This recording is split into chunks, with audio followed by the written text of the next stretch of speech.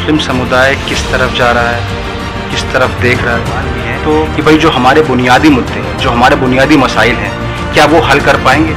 तो या जो उनको ये महसूस होगा कि भाई हाँ, इसके साथ हम बेहतर हैं, सिक्योर हैं, या ये जो हमारे बुनियादी मसले जो आज तक नहीं मिले वो हमें दे पाएगा, तो आवाम उसके साथ जाए। देश व प्रदेश में जब जब चुनाव नज़दीक आता है, हर राजनीतिक दल धर्म व जातीय समीकरण के अनुकूल चलने की कोशिश करता है। वहीं दूसरी तरफ हर समुदाय अपने हक और प्रतिनिधि की बात करता हुआ नज़र आता है। हालांकि इसमें मुस्लिम समाज कहीं ना कहीं पिछड़ता हुआ नज़र आता है। दोस्तों नमस्कार, मैं हूं नाजिम हाशमी। स्वागत है आपका रणनीति में।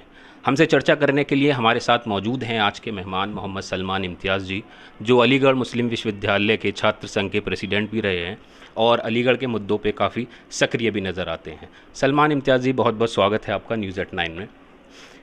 आने वाला जो प्रदेश चुनाव है, अगर हम उसकी बात करें तो मुस्लिम वोटर्स का क्या रुख नज़र आता है, या हम कहें कि मुस्लिम वोटर्स की जो भूमिका होने वाली है आने वाले प्रदेश चुनाव में, उसे आप कैसे देखते हैं? देखिए, ये दो सवाल हैं इसमें कि मुस्लिम समुदाय किस तरफ जा रहा है, किस तरफ देख रहा है। तो मैं बात करूँ इस वक्त, चूँकि हम ज़मीनी स्तर पे काम कर रहे हैं और जो मुसलमानों का रुझान है वो ये है कि भाई कौन हमारे लिए काम करेगा, क्योंकि वादे हमेशा हुए हैं। क्योंकि समाज का जो एक रिप्रेजेंटेटिव है उसने बहुत कुछ काम किया नहीं है, और पहली जो मुसलमानों की जो ख्वाहिश है और जो डिमांड है वो है सिक्योरिटी। अगर आज आप देखें, इस गवर्नमेंट में मुसलमान अपने आप को सिक्योर महसूस नहीं कर रहे हैं, और जो असल मुद्दे हैं, चाहे वो शिक्षा से रिलेटेड हों, स्वास्थ्य से रिलेटेड हों, ये मुद्दे आज तक एड्रेस नहीं हुए, आज तक इन पे बात नहीं हुई है।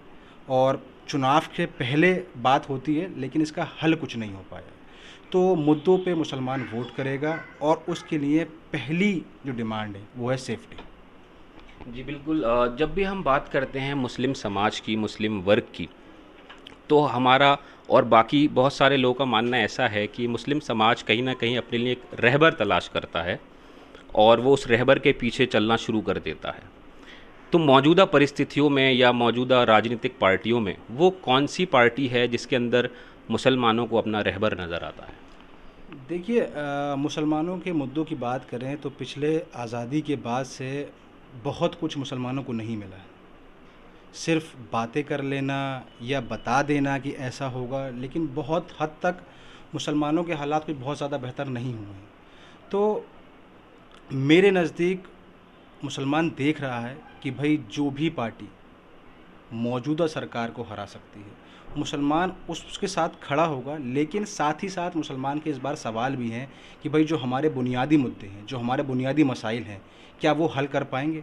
तो इस वक्त जो समीकरण है, जो आवाम देख रही है, वो पार्टी या इंडिविजुअल जो भी बीजेपी से लड़ सकेगा मुद्दों में, या जो उनको ये महसूस होगा कि भाई हाँ, इसके साथ हम बेहतर हैं, सिक्योर हैं, या ये जो हमारे बुनियादी मसले जो आज तक नहीं मिले वो हमें दे पाएगा, तो आवाम उसके साथ जाएगी।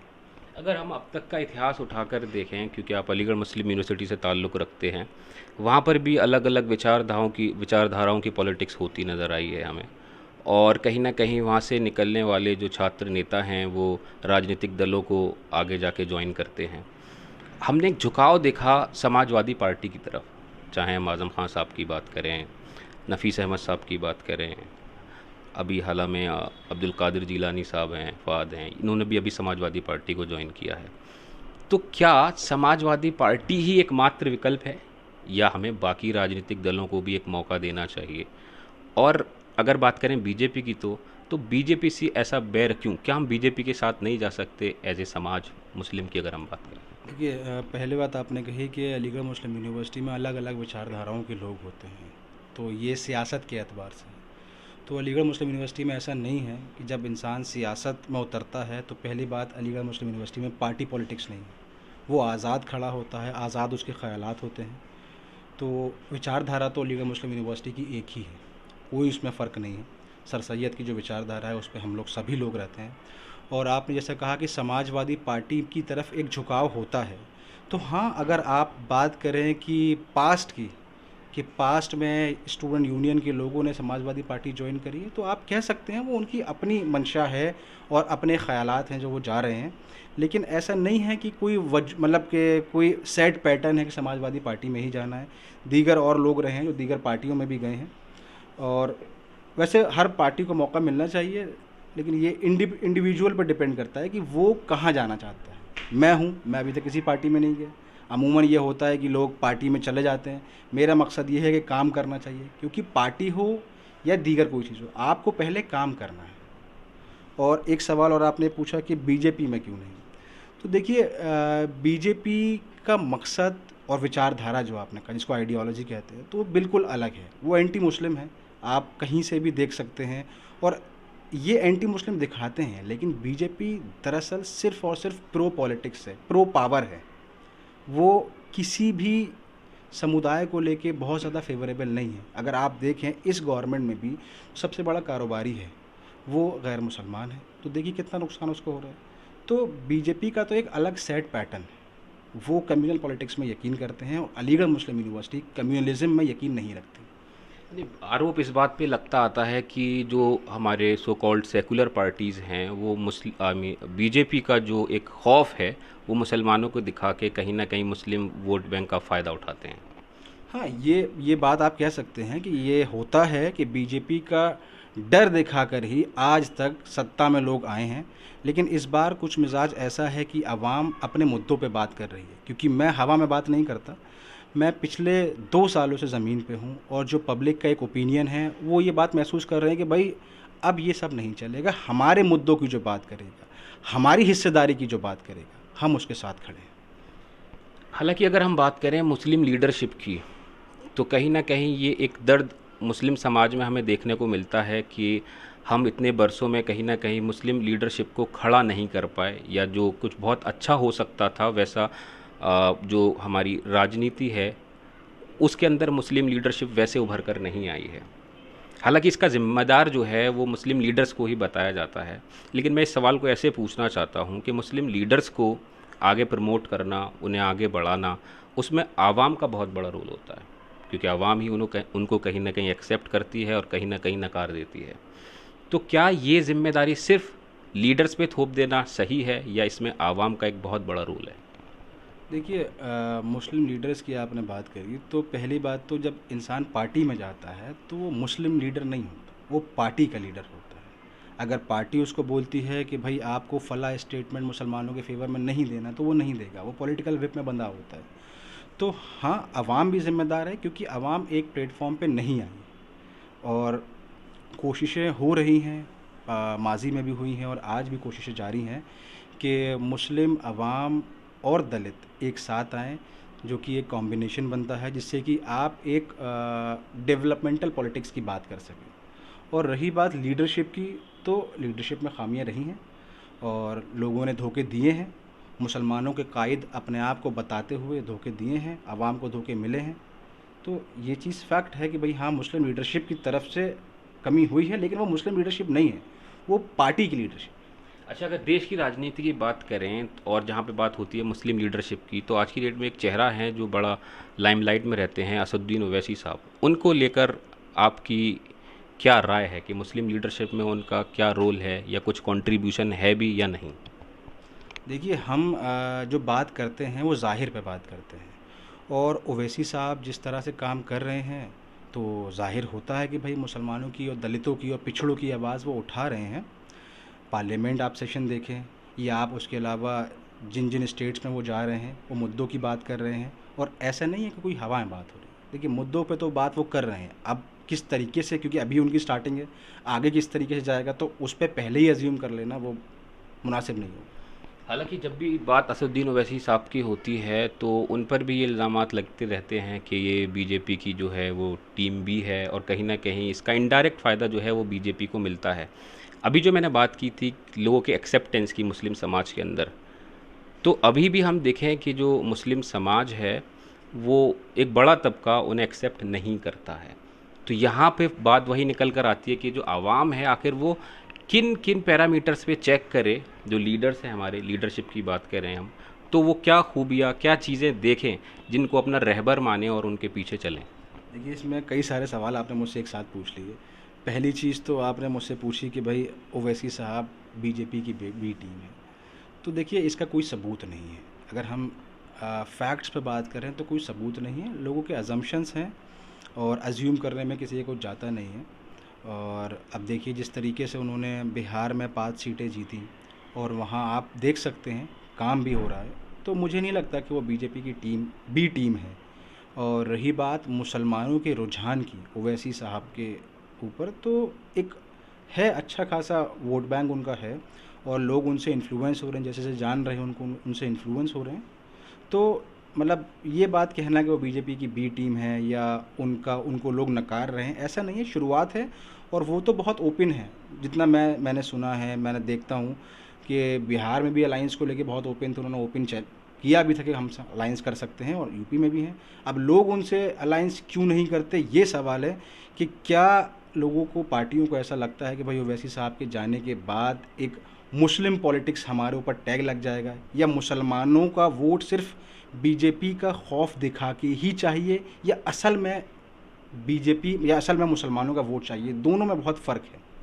एक तो ये है कि भाई हाँ, अगर हमें मुसलमानों के डेवलपमेंट की बात करनी है तो ओवैसी साहब सबके साथ अलाइंस करें, या दीगर पार्टी वैसे सबके साथ अलाइंस करें और आप बात करिए। लेकिन अगर यहाँ पर ये बात बहुत सोचने वाली है, अलाइंस क्यों नहीं कर रहे हैं ओवैसी साहब से? क्या इस बात का डर है कि हमारे ऊपर मुस्लिम टैग लग जाएगा?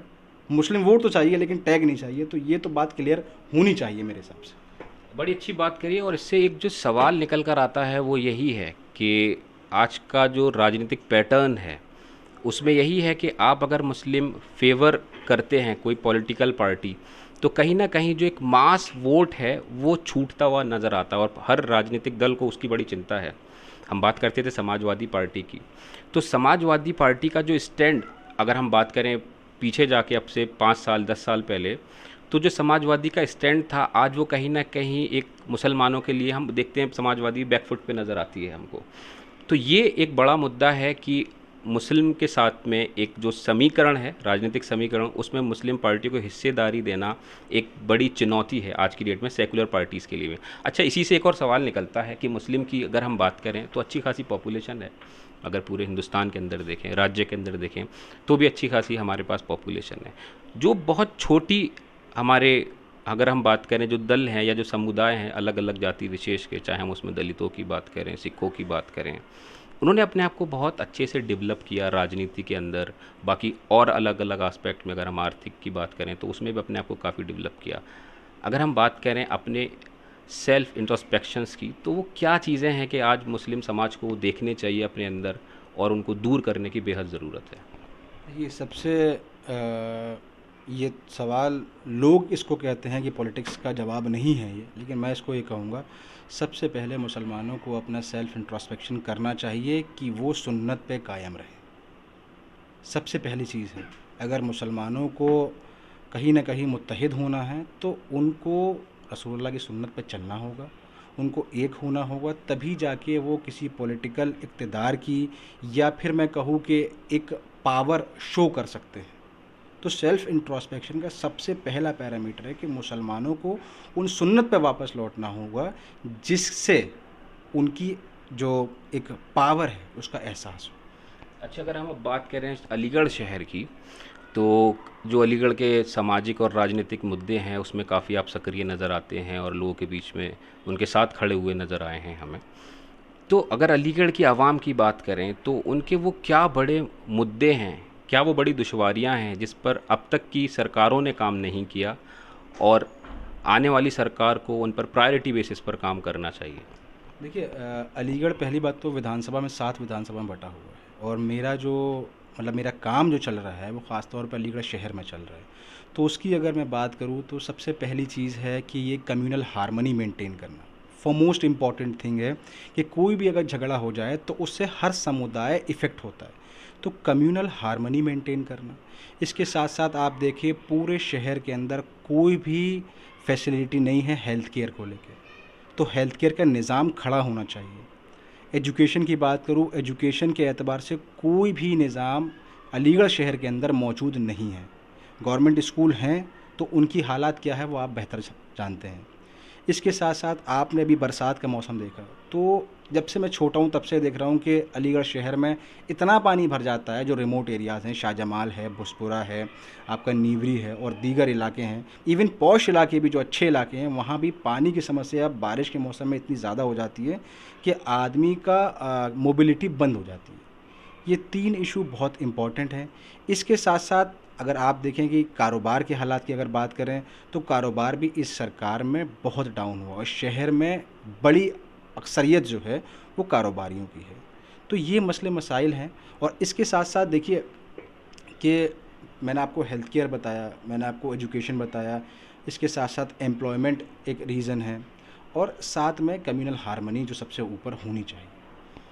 जी बिल्कुल। और अगर हम बात करें अलीगढ़ शहर की, तो मौजूदा स्थितियों में जैसे हमारे अलीगढ़ शहर के अंदर 7 विधानसभा क्षेत्र हैं, और इस वक्त जो हम बात करें तो बीजेपी कहीं ना कहीं उन पर, उनकी सरकार है, उनके एमएलए जो हैं वो सिटिंग एमएलए हैं।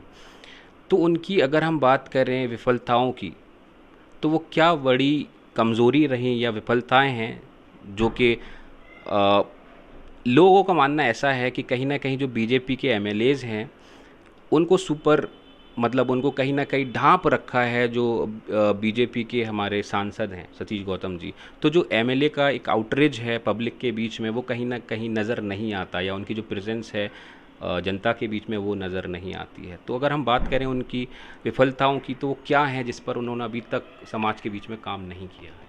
देखिए, आपने ये एक सवाल पूछा विफलताएं, तो मैं ये कहूँगा कि कोई अचीवमेंट है ही नहीं। मैं सारी हर हर सेक्शन में, हेल्थ केयर ले लीजिए, आप एजुकेशन ले लीजिए, आप राशन डिस्ट्रीब्यूशन ले लीजिए, आप बिजनेस पॉइंट ऑफ व्यू से ले लीजिए, आप इन्वायरमेंट के पॉइंट ऑफ व्यू से ले लीजिए, ये गवर्नमेंट और सातों एमएलए हर सेक्शन में और हर फील्ड में फेलियर हैं। और मेरे नज़दीक आप भी पूरा शहर ढूंढ लें तो आपको कोई अचीवमेंट नज़र नहीं आएगा। अच्छा सलमान जी, अब अगर हम आपकी बात करें तो आप एक छात्र नेता रहे, अलीगढ़ मुस्लिम यूनिवर्सिटी में अध्यक्ष रहे। क्या फ़र्क है एक यूनिवर्सिटी की पॉलिटिक्स में और जब आप एक मेन स्ट्रीम पॉलिटिक्स के अंदर आते हैं, समाज के अंदर सामाजिक मुद्दों को देखते हैं, राजनीतिक परिस्थितियों को देखते हैं, तो क्या बड़े चुनौतियां आपको लगती हैं कि जो यूनिवर्सिटी के माहौल में नहीं होती, बाहर समाज में होती हैं? देखिए, जो इंसान इशू बेस्ड पॉलिटिक्स करेगा उसके लिए कोई चुनौती नहीं है। मेरा शुरू से यही रहा कि मैं इशू बेस्ड पॉलिटिक्स करूँगा। जब मैं कैंपस में था तब भी मैंने चीज़ों को, जो इश्यूज़ थे उनको टेकअप किया, और आज मैं शहर विधानसभा में हूँ तब भी मैं उसको इश्यूज़ को ही लेता हूँ और इश्यूज़ पे मैं काम करता हूँ। जो इंसान ड्राइंग रूम में बैठ के पॉलिटिक्स करना चाह रहा है उसके लिए बहुत सारी चुनौतियाँ हैं। उसको नहीं पता कि आवाम का मिजाज क्या है, उसको नहीं पता कि ग्राउंड की प्रॉब्लम्स क्या हैं, ग्रास रूट प्रॉब्लम्स क्या हैं। लेकिन जो इंसान मुद्दों पे काम करता होगा या जो इंसान ज़मीन पे काम करता हो, चूँकि देखिए हमारा दीन भी ये बात कहता है कि आप सोशल वर्क करें, चैरिटी करें, और जो मेरा सब्जेक्ट है जिससे मैं पीएचडी में कर रहा हूँ वो भी सोशल वर्क है। तो मेरे लिए एज सच कोई चुनौती नहीं है कि मैं ये कहूँ कि साहब ये चुनौती मेरे सामने आई है। मुझे पसंद है ज़मीन पे काम करना, और ज़मीन पे काम करने वाले के लिए कोई चुनौती नहीं रहती। वक्ती होती है लेकिन कोई एज सच चुनौती नहीं होती। तो क्या सलमान इम्तियाज़ आने वाले वक्त में किसी पॉलिटिकल पार्टी को ज्वाइन करने का मन बना चुके हैं? देखिए, पॉलिटिकल पार्टी को ज्वाइन करना और ना करना ये तो अभी वक्त है, लेकिन हाँ एक चीज़ कंफर्म है कि मैं इंशाल्लाह अलीगढ़ शहर विधानसभा से चुनाव में मैदान में उतर रहा हूँ इंशाल्लाह। तो चुनाव आप लड़ेंगे तो ये एक बड़ा ऐलान है, क्योंकि जो 76 विधानसभा क्षेत्र है उसमें काफ़ी जाना माना चेहरा है ज़फ़र आलम साहब का समाजवादी पार्टी से। मैं एक और समाजवादी पार्टी से के एक लीडर हैं उनसे बात कर रहा था, तो उनका तर्क ये था कि अब वो काफ़ी बड़े हो गए हैं, हमारे बुज़ुर्ग हैं, युवाओं को मौका देना चाहिए अब उनको, और काफ़ी बार वो इलेक्शन भी लड़ चुके हैं, और आगे युवाओं को अगर नहीं बढ़ाएंगे तो कैसे काम चलेगा। तो उस सीट पर एक बड़ा चैलेंज जो है वो एक ज़फ़र आलम साहब हैं, एक्सपीरियंस पॉलिटिशियंस हैं, एक बड़ा नाम है शहर का, लोग जानते हैं।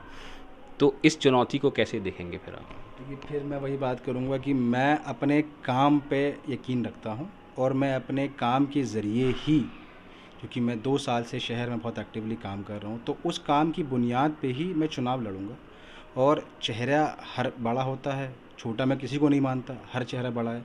तो मैं तो अपने काम की बुनियाद पे, अपने इश्यूज़ पे मैं चुनाव लड़ूंगा और बाकी सब लोग चुनाव लड़ें, उससे कोई गुरेज नहीं है।